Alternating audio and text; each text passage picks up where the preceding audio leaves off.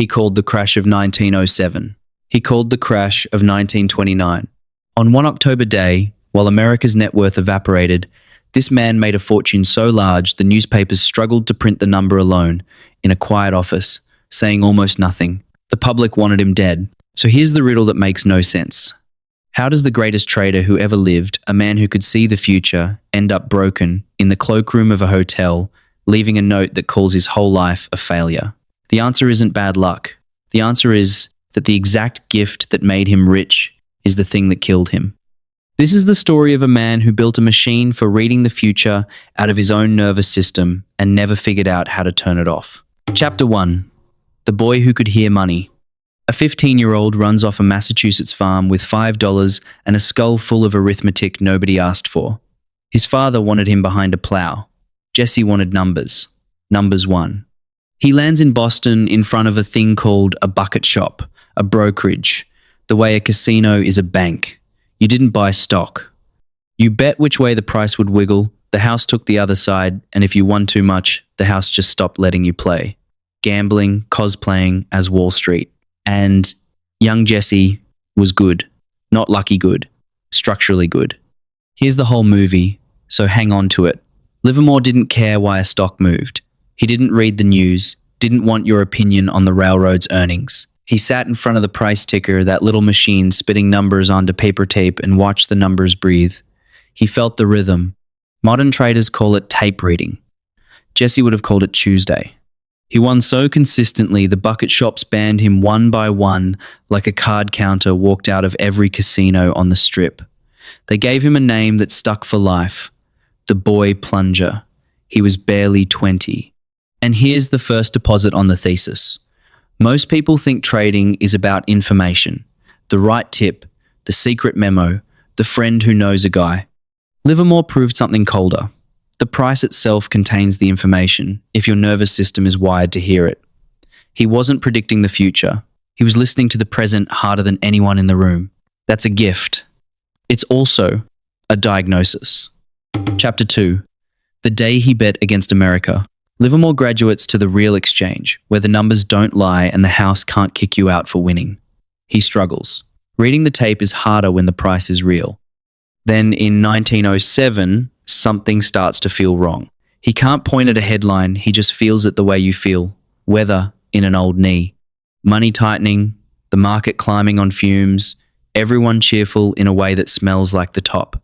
So he does the thing almost nobody had the stomach for. He bets the whole thing comes down. He goes short massively. He is functionally betting against the United States. And in October 1907, it breaks. Banks wobble, stocks crater. The panic is so severe that JP Morgan himself has to step in to hold the financial system together with his own vault. And in the middle of that real fear, families wiped out. Jesse Livermore makes, in a single day, around $3 million. The kind of money that buys islands. Now, the legend says Morgan personally begged Livermore to stop shorting before he sank the ship. The honest version is less cinematic. The appeal to ease off the bears came through Morgan's circle, not a one-on-one plea. But strip the Hollywood and the core is wild.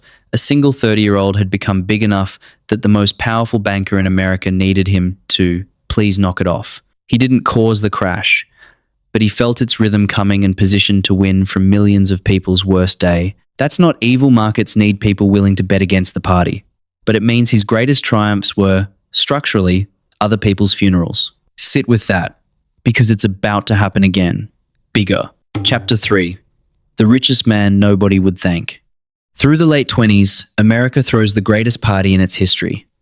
Everyone's in the market, your barber, your shoeshine kid, your aunt. Stocks only go up. It's different this time. Livermore doesn't believe it. The tape is whispering the same thing it whispered in '07, only louder. So he goes short quietly, patiently, enormously spreading bets across dozens of brokers so nobody can see the size of it. He builds a position against the entire American dream. Then October comes, and the floor gives out. Black Thursday, Black Monday, Black Tuesday. A decade of fortunes vanishes in afternoons, and in the eye of the hurricane sits one calm man whose every bet just came in at once. By the most repeated account, Livermore clears around $100 million in 1929. And I'll be honest, the figure is fuzzy, because a man hiding trades across 30 brokers isn't filing a clean report. But even conservative numbers are obscene. The GDP of a small country earned reading paper tape while the world burned. When the news got out, he got death threats, bodyguards, hate mail. A nation looking for someone to blame found a man who'd made a fortune off the crash, never mind that he didn't cause it. He'd bet on it and won, and that was unforgivable. And the thesis turns over again. The sensitivity that made Livermore great was, fundamentally, a sensitivity to pain. He could feel the market about to hurt people. A normal nervous system protects you from that signal. He's amplified it, monetized it, and never let him put it down. Chapter 4. 4 fortunes, 4 funerals. Here's the pattern, and once you see it, you can't unsee it.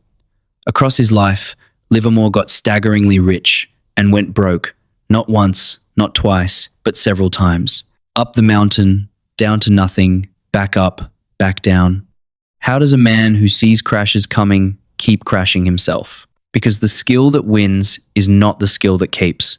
Livermore was a genius at the entry, at feeling the turn, at the bet.